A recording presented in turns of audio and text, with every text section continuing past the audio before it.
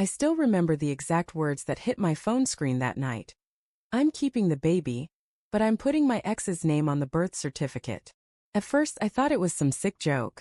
My thumb hovered over the message, my mind scrambling for an explanation that didn't make me feel like the biggest fool on earth. But deep down, before I even called her, I already knew something had been off for a long time. Her name's Sarah.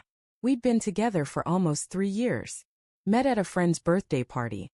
One of those nights where you're not even planning to go, but somehow it becomes the night that changes your life. She was funny, smart, the kind of person who could make a dull room light up just by laughing. We clicked instantly. For the first 2 years it was perfect, or at least I thought it was. We were that couple everyone envied. We'd binge-watch bad reality shows, cook together on weekends, and talk about baby names when we couldn't sleep. She said she wanted to name our first daughter Emma, after her grandmother. I actually started to imagine it, me, her, and little Emma. Then, somewhere around month 24, she started to change. It wasn't sudden like a light switch. It was slow, quiet. First it was her phone always flipped face down. Then came the late nights at work. And the new perfume she said she bought because it felt empowering. I asked her once if everything was okay between us. She smiled, kissed me on the cheek and said, "You worry too much." But her smile didn't reach her eyes anymore. About 2 months later she told me she was pregnant. I swear in that moment I felt something inside me explode, joy, fear, everything at once.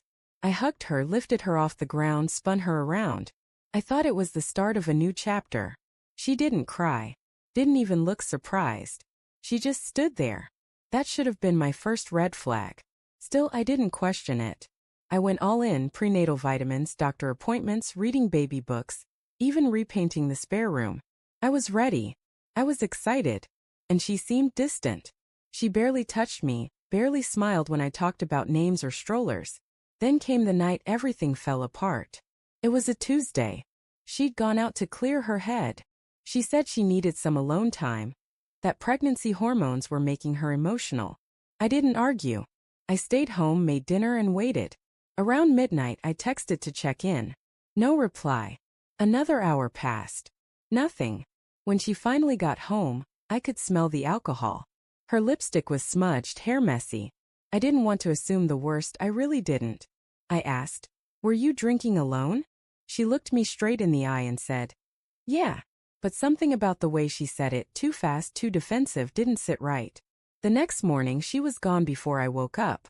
No note, no goodbye. Just her toothbrush missing from the bathroom and her half of the closet cleared out. My stomach dropped. I called. Texted. Nothing. Days passed. I tried reaching her family, but they said she was taking time to figure things out. 2 weeks later that text came in. The one that shattered me. "I'm keeping the baby, but I'm putting my ex's name on the birth certificate." I called her immediately, but she didn't answer. When she finally did, her voice was cold, calm even. "Sarah, what are you talking about? What do you mean your ex's name?" She sighed. "It's not your baby, Luke." I felt the air leave my body. "What? What are you saying?" "It's Jake's," she said, "her ex. The same guy she swore she was over years ago." I remember gripping the phone so tight my knuckles went white. "You told me. You said you hadn't spoken to him since before we met." "I lied," she said quietly. "It happened once, around the time we were fighting. That was it. No apology. No tears. Just it happened once." I didn't even know what to say. I think I just hung up.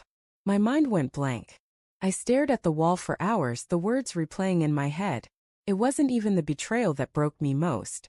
It was the fact that I had loved her so completely, so deeply, that I built a life around her, and she walked away like it meant nothing. Weeks turned into months. I tried to move on, but I couldn't stop checking her social media. One day I saw it, a post. Her holding a newborn baby. Caption: "Welcome to the world, my little angel." And right there in the comments her ex Jake wrote, "She's perfect. Just like her mom." It was like someone drove a knife straight into my chest. I deleted the app, threw my phone across the room, and cried harder than I ever had in my life. But you know what's funny? Pain changes you. A few months later I started therapy. I focused on work. I went out again, met new people and learned something I'd never known before. Peace. Not the kind that comes from forgetting, but the kind that comes from accepting. One evening about a year after everything, I saw her again. She was at the grocery store, holding a little girl's hand. I froze. The girl had Sarah's eyes. She saw me. Our eyes met. For a moment time stopped. She smiled, a small, almost guilty smile. I nodded. That was it. No words. No anger. Just closure. As I walked away, I realized something. She had made her choice.